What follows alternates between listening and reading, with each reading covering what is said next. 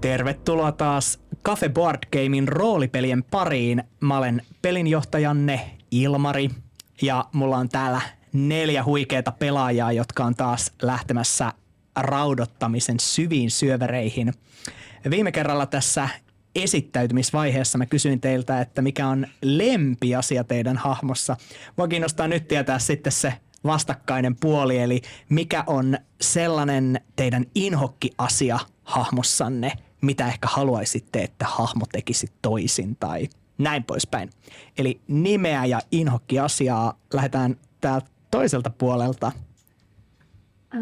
Mä oon Helmi ja Eldridissä mun inhokkiasia on ehkä jotenkin, no se, että se menee aina muiden käskyjen mukaan. Mun nimi on Valtteri ja ärsyttävintä Gustavissa on varmaan sen semmoinen täysi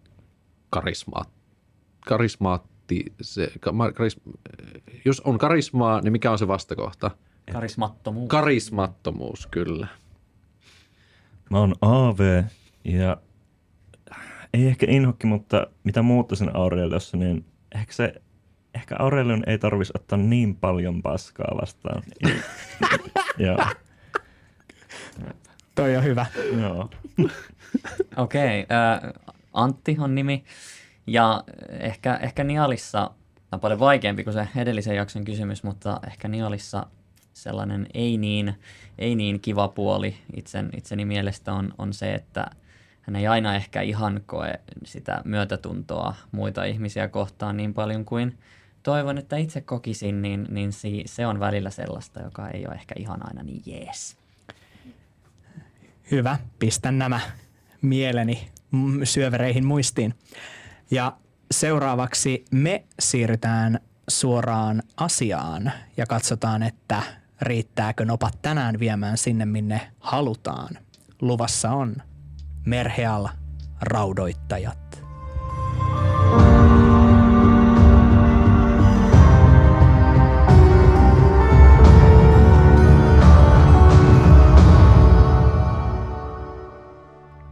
Te olette lähteneet matkaan kohti Nameleonin pääkaupunkia Nidarhinia saadaksenne seuraavan toimeksiantonne Rautatornilta.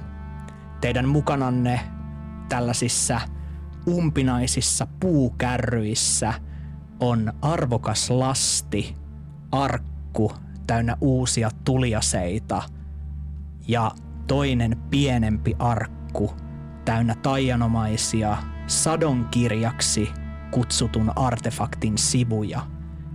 Ja se kaikkein merkillisin, eli Minuarin höyryävä ruumis, josta suorastaan tihkuu jonkinlaista merkillistä taikuutta.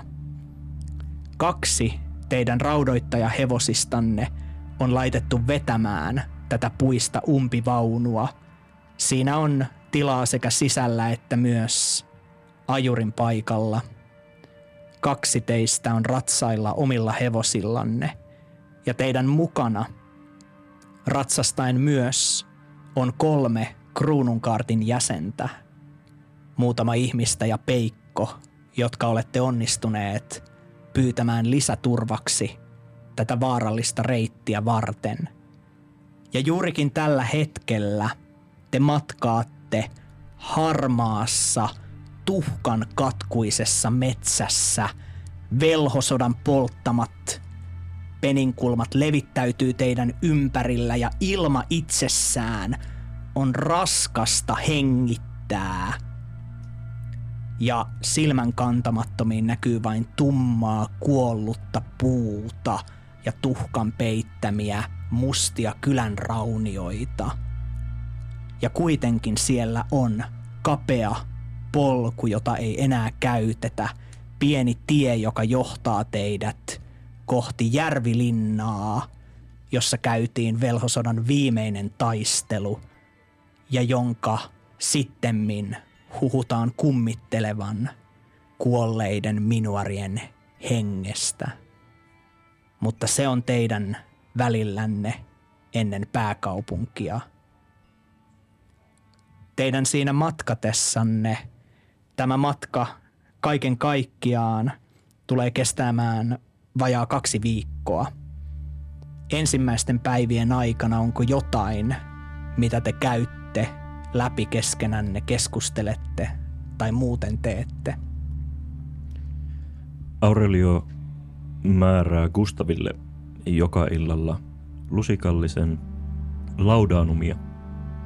Hän on saanut käsinsä pullon tällaista lääkeainetta, joka rauhoittaa ja lievittää kipua, että Gustav saa nukkua yönsä rauhassa.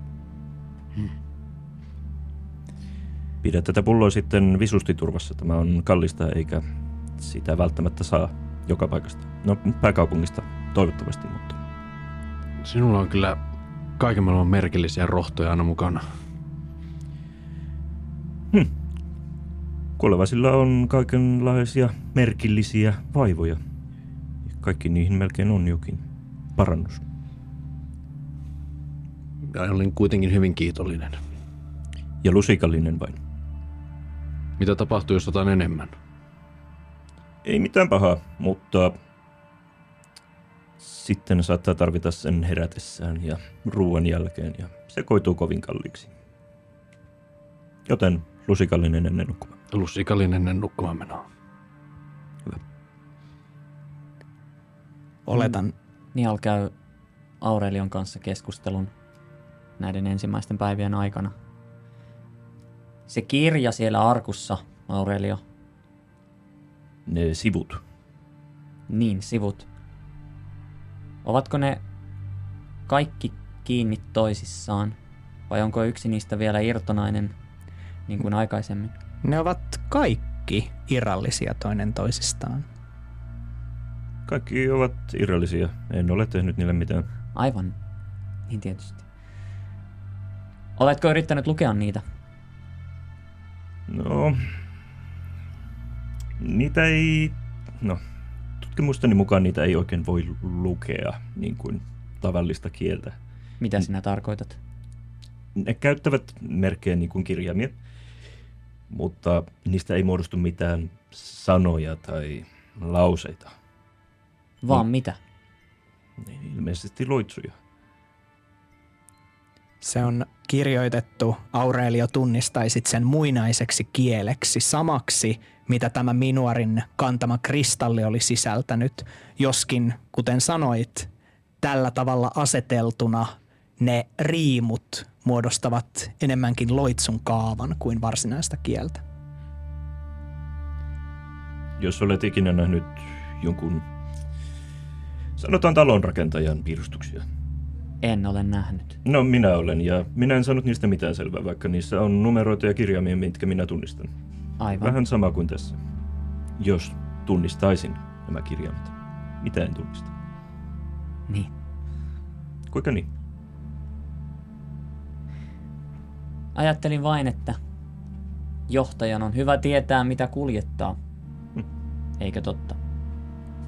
Se on totta. Hyvä.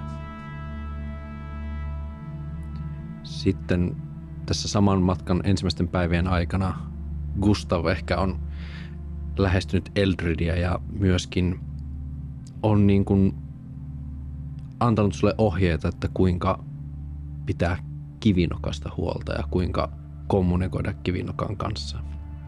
Ja samalla niin kun hän ruokkii kivinokkaa ja sä oot siinä vieressään. Opetan sinulle kaikkea tätä sen takia, että tällä hetkellä kivinokka on paljon kykeneväisempi ja arvokkaampi raudoittaja kuin minä tällä hetkellä. Ja jos Gustavo soittaa niitä omia raudoittajan ketjujaan, jos tämä rauta tippuu maahan, niin minä haluan, että kivinokalla on vielä jokin ääni, jota seurata ja kutsua. Voit luottaa minuun, mutta yritän myös tehdä parhaani, ettei sinun ketjusi putoa. Pidä mieluummin parempaa huolta kivinokasta. Hän on vähän temperamenttinen, mutta jos käytät aikaa ja tutustut häneen, niin kyllähän sinunkin tottuu. Se lintu vähän yleensä Eltridin lähestyessä levittää siipiään melkein kuin pieneen hyökkäykseen ja päästää tällaisen niin kuin kimeän äänen. Mutta näiden päivien aikana, kun tämä opetus on Gustavilta toistunut, niin se on pikkusen rauhoittunut. Se enää vain hieman kohauttaa siipiään lähestyessäsi, mutta se on nyt viettänyt vielä paljon enemmän aikaa Gustavin tällä kotkahanskalla Gustavin parantumisen jälkeen. Eltrid yrittää aina vähitellen lähestyä kivinokkaa ja ehkä joskus jopa hieman silittää sitä. Riittääkö Eltridin eränkäynti tähän haasteeseen? Ei riitä. Ja huomaat, että tällainen metsästyslintu, sen luottamus on todella vaikea ansaita ja se on leimaantunut Gustaviin jo melko lailla. Mutta hitaat yritykset jatkuvat ja päivät vaihtuvat teidän matkatessanne, kunnes viikkoa myöhemmin tie alkaa kaartua kiertämään suurta järveä, jonne kuohuu korkealta kallioiselta koskelta vuolas joki. Te erotatte murretun padon kappaleita tämän joen ympärillä ja te näette, että se joki kuohuu muodostamaan suuren järven, jonka rannat ovat täynnä mädäntynyttä puuromua, talojen kappaleita ja siellä täällä myös eläinten kaluamia luita.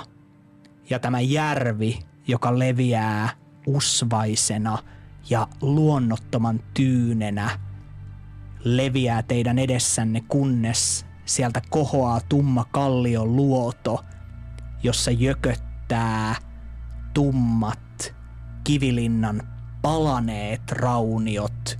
Tuli on sulattanut sitä linnaa, kuten te olette nähneet Davrenin tornilla Davrenin linnassa, mutta tästä on vielä vähemmän jäljellä, vain ainoastaan tummuneet luut.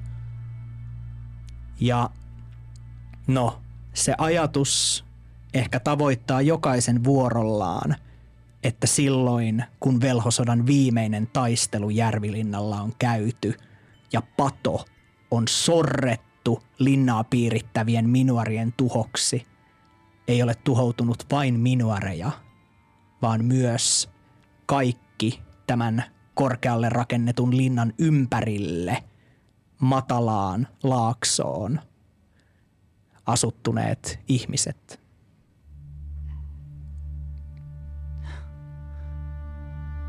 Täällähän on tuli ja vesi tehneet tehtävänsä. Täällä on minuarit tehneet tehtävänsä. Niin. Ja tänne se myös pysähtyi, eikö totta? No, siitä, että onko kaikki tässä kirotussa paikassa pysähtynyt, niin en luottaisi. Kun nyt otimme tämän riskin ja tulimme tätä vaikeaa reittiä, niin nyt meidän pitää silmät tosi tarkkana. Kaikki aistit tarkkana. Gustav, minä tiedän, että sinä olet käynyt kuoleman porteilla, mutta en tiennyt, että sinä uskot aaveisiin. Minä uskon taikuuteen. Ja minä olen nähnyt minuarien tekevän pahaa jälkeä paljon kuolemansa jälkeen. No, nytpä meillä on yksi sellainen aave lastina. Siksi olenkin hyvin huolestunut, että toimme sen tänne taikuuden keskelle. Sinä olisit joka tapauksessa huolestunut, joten eipä sillä väliä. Eiköhän jatketa mahdollisimman nopeasti siis.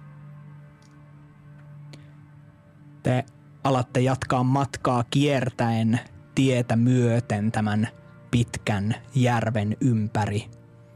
Ja teidän matkattuanne ja pystytettyänne leirejä tämän viikon aikana, niin rasitus on jo alkanut hiipiä jäseniin ja järvi on valtavan laaja. Te lähdette sitä kiertämään, mutta huomaatte, että lähestyessänne puoliväliä ilta on jo alkanut hiipiä aurinkoon painumassa horisonttiin jättämään viimeisen valonsa. Ja pian teidän on tehtävä päätös, yritättekö te puskea päästäksenne kauas järvestä yön yli vai onko tämä oikea hetki alkaa etsimään leirintäpaikkaa. Gustav, miten sinä jakselet? Oikein hyvin. Paremmin joka päivä ja nyt olen jo voin ihan hyvin.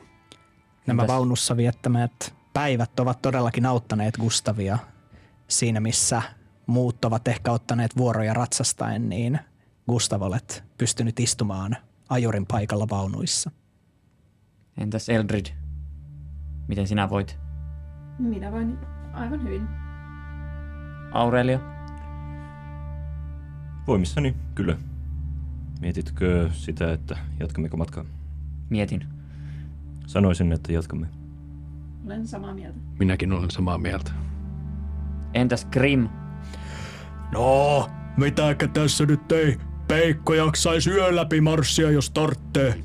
Mulla on kuitenkin se tärkein. Ja tämä teidän kruununkaartin kaartilainen, joka on tullut teidän matkaan, tämä Kalju, järkälemäisen kokoinen vihreä peikkomies helisyttää klunkkipulloa, jota hän on aina silloin tällöin naukkaillut. Ja hänen henkensä myös haisee tällaiselta tervaiselta klunkilta. Ja välillä te tosiaan vähän mietitte, että onko hänen järkevää olla näin päissään, mutta hänen mukanaan tulleet 2 miestä kaartista ihmisiä molemmat sanovat, että joo, ei kyllä se on hyvä, vaan että hänellä on aina mukava mieliala. Aivan niin. Mitkä teidän 2 nimet olikaan? Mä olen Brev ja mä olen Thomas. Mikäs teidän vointi on? Brev ja Thomas. Me tehdään ihan kuin raudotteet keskeen. Joo, niin me tehdään. Toinen sanoo ja koittaa tukahduttaa haukotuksen. Niall katsahtaa vaunuihin lastia, jossa on nämä sivut. Ja sitten hän katsoo Peikkoa ja klunkkipulloa hänen kädessään. Ehkäpä me olemme matkustaneet jo tarpeeksi. On paljon turvallisempaa edetä päivänvalossa, eikö totta? Olettaen, että te ette pelkää aaveita. Grim, Joo, pelkäätkö sinä aaveita? en mä pelkää aaveita. Senkin ulikka. No, sittenhän ei varmaan haittaa, jos leiriydymme yöksi. Ja ehkäpä siitä klunkkipullosta voisi riittää muutama tippa jollekin muullekin. Joo, riittää. Brev ja Thomas ei koskaan ryppää mun kanssa. Anteeksi antamatonta. Leiriytykäämme siis ja ottakaamme rennosti, kun vielä voimme. Teemme niin kuin sinä sanot. Te alatte pistää siihen tien viereen vähän avoimelle, vain hieman palaneelle metsäaukiolle, lähelle järveä leirin. Nuotio sytytetään niistä puista, mitä vielä vesirajasta pystyy keräämään. Ja te asetutte vaunun ympärille, laitatte laavua tai telttaa tai muita välineitä siihen ympärillenne.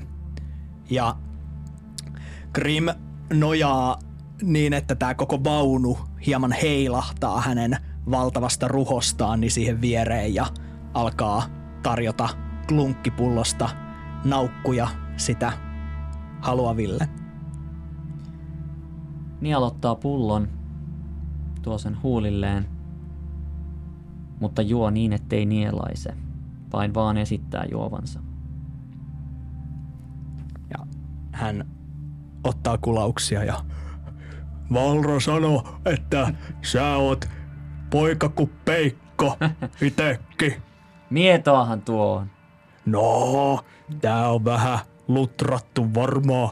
Ei siellä saa kunnon tavaraa, vaan Golrumissa saa kunnon tavaraa. Onko se ollut siellä? En vielä, mutta jonain päivänä minä menen. Se on. Mä olin siellä. Sieltä mä sain tän. Ja hän näyttää kaljussaan valtavaa viiltoa, mikä saattaa selittää asioita hänestä. Joo. Ja tätä keskustelua käydään siinä Nialin ja Grimin välillä. Gustav ei todellakaan pidä tästä ajatuksesta, että he ovat täällä yötä. Ja hän aikoo valvoa koko yön, olla koko ajan vartiossa. Ja tosi tarkkana. Koko ajan seuraten ympäristönsä, eikä oikein osallistu mihinkään keskusteluihin. Hänen niin kuin joka ikinen ihokarva on pystyssä. Aurelio tarkistaa Gustavin siteet ja mumisee haltijakielellä. Mielestäni on kovin viisasta pelätä aaveita. Sä huomaat, että Gustav vähän niin kuin jotenkin ohittaa sen. Ja sä... Sinä et puhu haltijakieltä. En. Se... Minulle sitä ei koskaan opetettu. Kasvoit ihmisten parissa? Enimmäkseen peikkoja, mutta myöskin ihmisiä. Ja oli meitä muitakin puolihaltijoita, mutta me emme kukaan ole koskaan tavanneet vanhempiamme.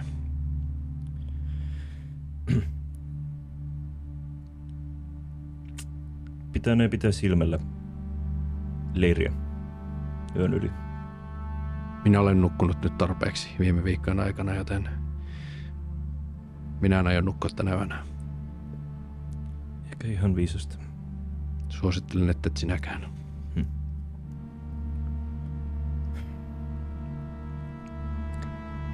Te jäätte öiseen vartioon. Onko jotain, mitä Eldred vielä tekee illan aikana ennen kuin se vaihtuu yöksi?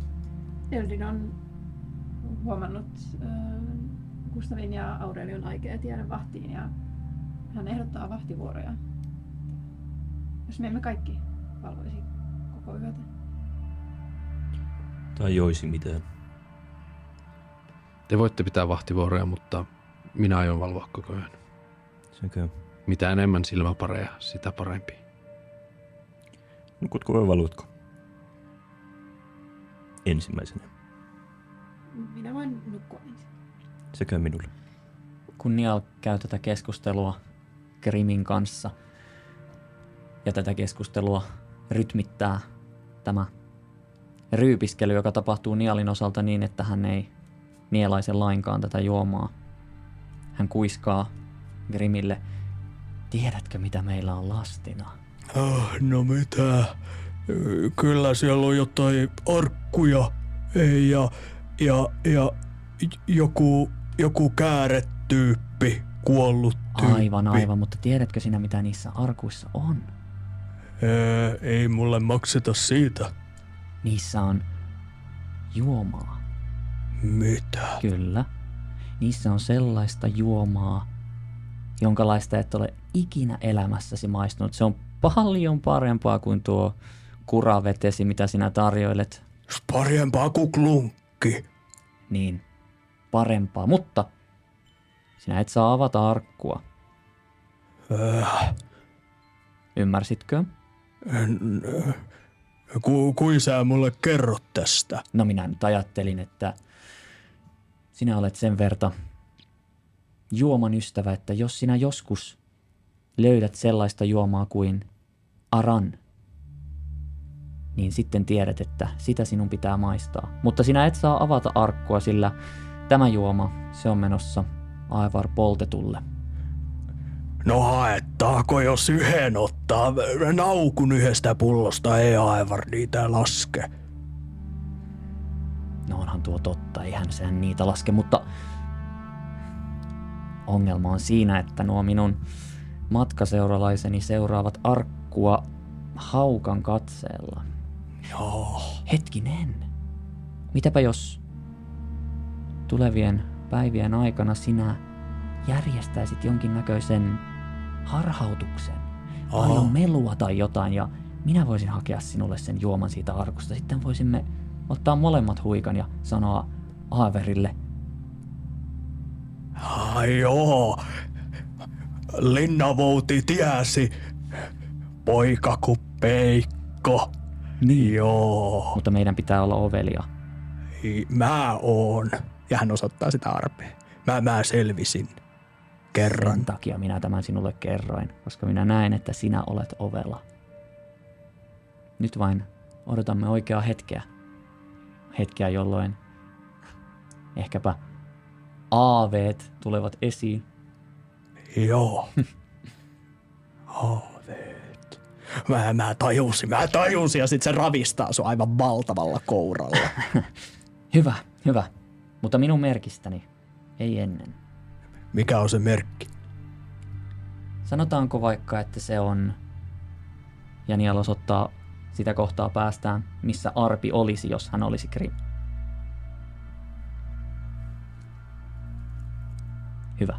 Hyvä. Ja miten jatkuukaan teidän yönne Järvilinnan järven äärellä? Seuraavassa luvussa siitä lisää.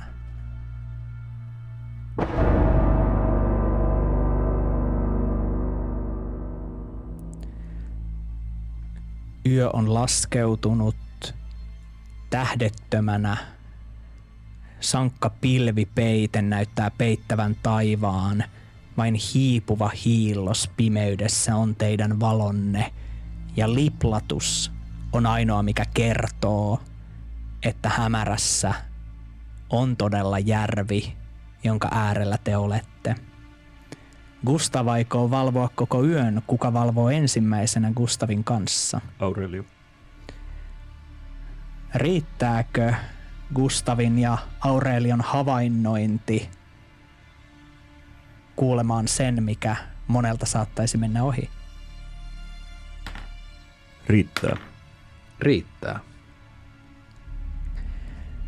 Siinä muiden kruununkaartilaisten kuorsatessa, ainakin näiden miesten, te alatte kuulla ikään kuin järven pintaa pitkin etäisiä kalahduksia, kolahduksia, melkein huudahduksia, melkein liekkien roihahdusta. Ne on aivan kuulon rajamailla, mutta melkein tuntuu siltä niin kuin se olisi kaiku taistelusta, mitä käytäisiin Järvilinnassa juuri nyt. Minä en pidä tästä ollenkaan. En minäkään. Pidetään tulta yllä, eikö niin? Kyllä. Ja jos se tulee vähänkään lähemmäksi, edes vähäsen, me lähdemme täältä.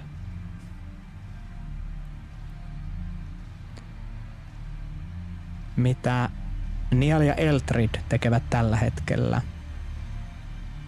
Niall on teltassa, esittää nukkuvaa, mutta ei nuku. Hän kuuntelee, jos kuulee äänet, mutta hän on yhä teltassaan. Myös Eldrid on teltassaan ehkä unen ja heilon rajalla. Ja Niall tuntee myös muutamia pieniä pisaroita, tihkusadetta, joka alkaa myös ropista Aurelion ja Gustavin niskaan. Teille tulee sellainen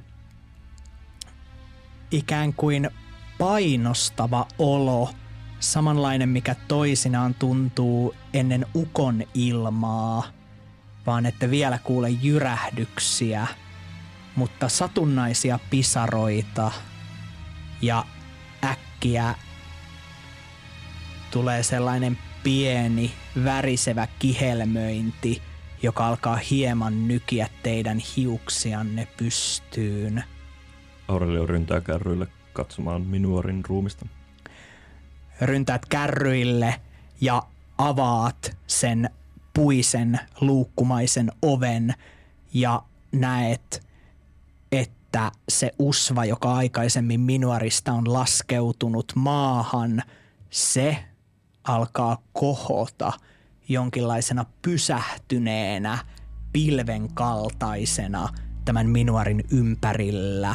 Ja saapuessasi sinne hiuksesi nousevat kahta voimakkaammin pystyyn ja sellainen staattisen sähkön kihelmöinti tuntuu koko kehollasi nostaen ihokarvatkin pystyyn. Lisää ääniä kantautuu järveltä, ne eivät hetkeksikään ole loppuneet. Ja sateen ropina alkaa yltyä. Aurelio, mikä tilanne? Aurelio on vähän siitä ovesta poispäin. Minuarin ruumille tapahtui jotain outoa. Aurelio huutaa sen uudelleen. Toivon, että muutama heräisi. Gustav juoksee, rientää Nialin teltalle. Johtaja, meillä on ongelmia. Nial esittää heräävänsä. No mitä nyt? No, Minuarin ruumille tapahtuu jotain. Mitä?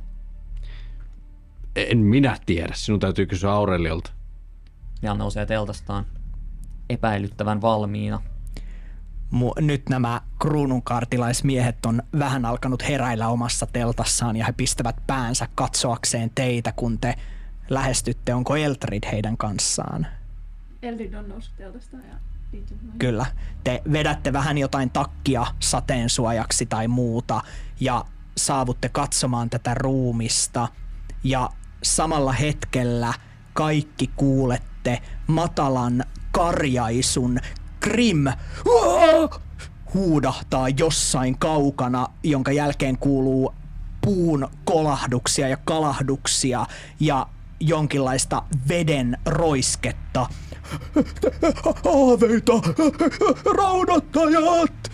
Ja valtava syvä peikon ääni koittaa huutaa teiltä apua. Soihdut, äkkiä. Nial sytyttää soihtunsa. Gustav sytyttää soidun. Aurelio myös. Saman Eldrid. Te olette kaikki soihdut käsissänne. Mitä seuraavaksi? Mistä ääni kuului? Rannan suunnastako? Menemme sinne. Eldrid, mene sinä edellä. Sinulla on paras näkö. Selvä. Eldrid koittaa, jos nyt jo näkyisi jotain. Alatte lähestyä kaikki rantaa. Jos sallitte, niin jonkun pitäisi jäädä kärryille. Minä voin jäädä. Yksinkö? Ehkä 2 ja 2. Hyvä on. Jää sinä, Gustav, minun kanssani. Selvä. Aaveita! Ja Eltrid ja Aurelio, te lähdette juoksemaan soihtujenne kanssa tämän järven rantaan.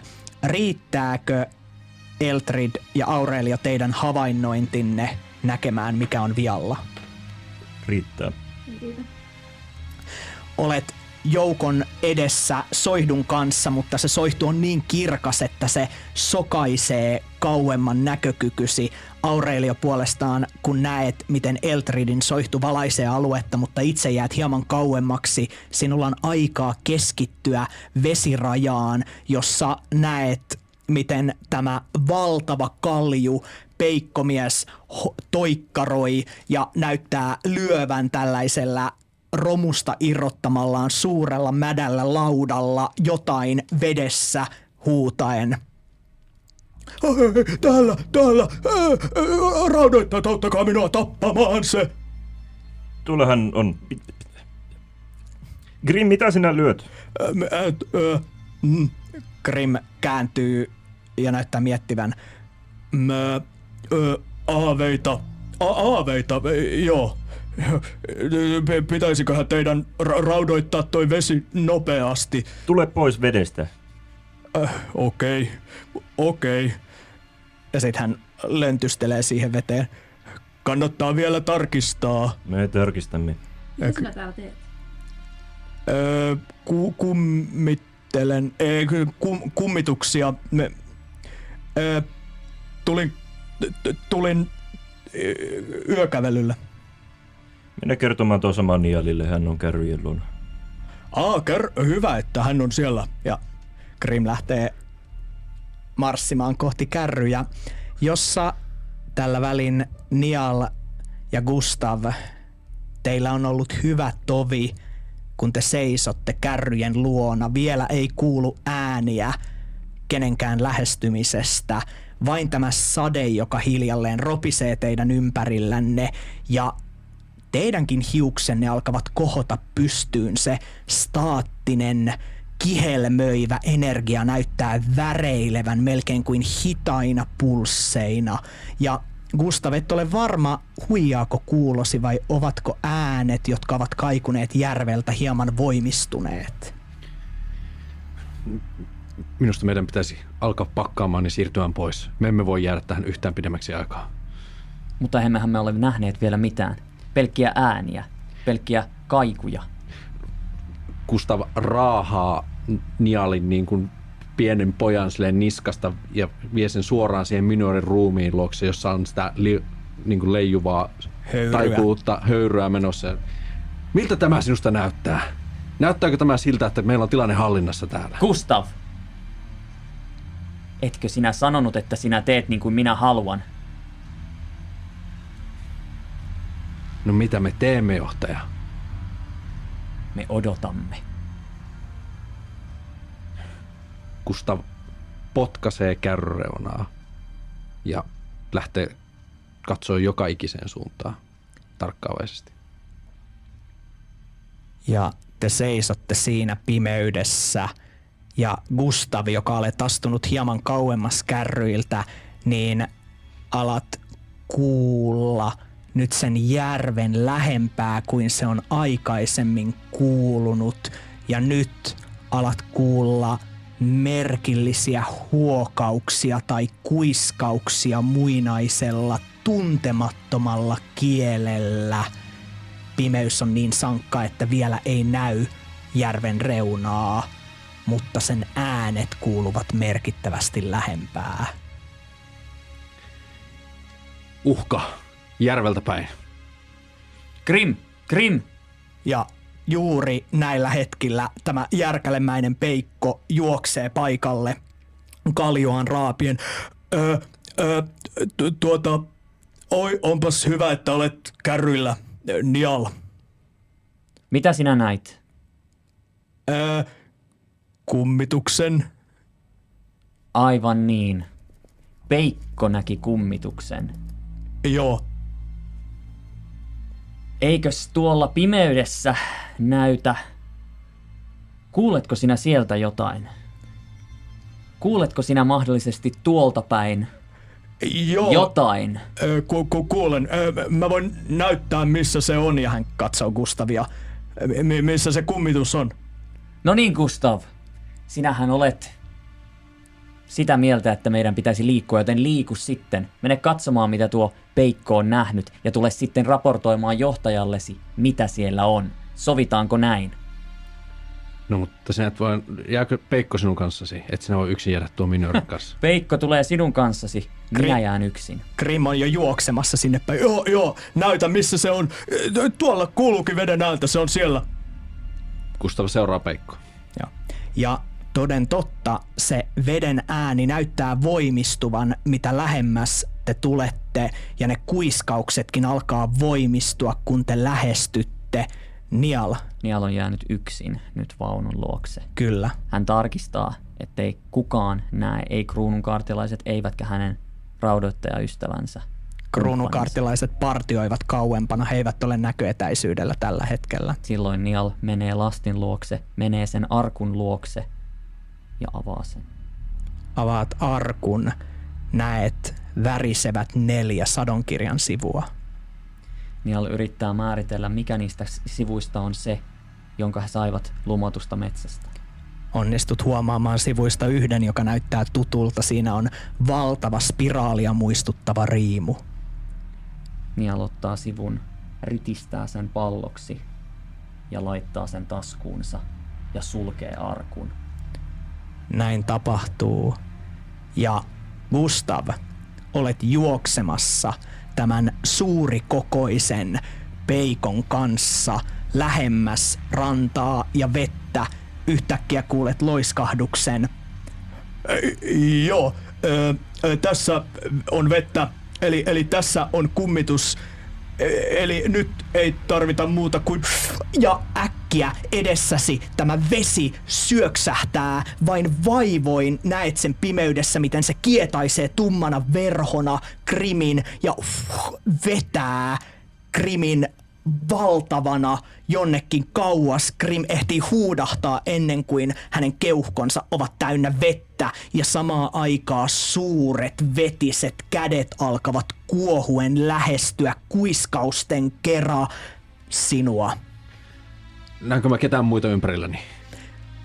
Eldrid, Aurelio, te olette kahlaamassa vedessä huomaamatta mitään erikoista, kunnes te olette alkaneet huomata vesimassan liikkuvan. Te olette jotenkin seuranneet sen veden merkillistä ääntä ajatellen, että se virtaa jonnekin, ja sitten kaukaa te kuulette Grimin huudahduksen ja näette Gustavin soihdun. Gustav, näet heidän soihtunsa pimeydessä, mutta käsi on tulossa sinua kohti. Pois vedestä! Juoskaa takaisin kärryille! Ja Gustav lähtee myöskin juoksemaan takaisin kärryille päin. Te juoksette valtavin kiihtyvin askelin kärryille, minne nämä 2 kruununkaartilaista ovat jo ehtineet juosta.